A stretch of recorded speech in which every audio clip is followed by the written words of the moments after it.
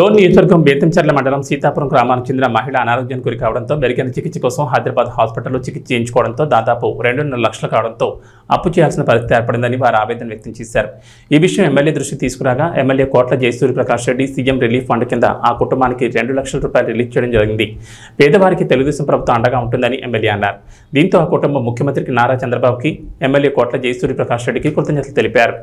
బేతంచెర్ల మండలం సీతారామపురం గత 2 నెలల నుంచి నా భార్య అనారోగ్యంతో ఇబ్బందులు పడుతున్నందువలన మేము హాస్పిటల్కి పోయి చూపించుకున్నాము. కర్నూలు హాస్పిటల్లో ఇబ్బంది ఉండి కొద్దిగా కాలేదని చెప్పింటే హైదరాబాద్కి పోయాం. హైదరాబాద్ నిమ్స్ హాస్పిటల్లో అక్కడ మాకు చాలా ఖర్చు అవుతుందని మేము ఇబ్బందులు పడుతుంటే మాకు కొద్దిగా తెలిసిన వాళ్ళు సీఎం రిలీఫ్ ఫండ్ కింద మన నారా చంద్రబాబు నాయుడు గారు సీఎం రిలీఫ్ ఫండ్ ఇచ్చినాడు. దాని కింద మనము మన డోని ఎమ్మెల్యే కోట్ల జయసూర్యప్రకాష్ రెడ్డి గారు వారి తరఫున మనము ఆర్థిక సహాయం తీసుకోవడము మాకు చాలా ఆనందకరంగా ఉంది.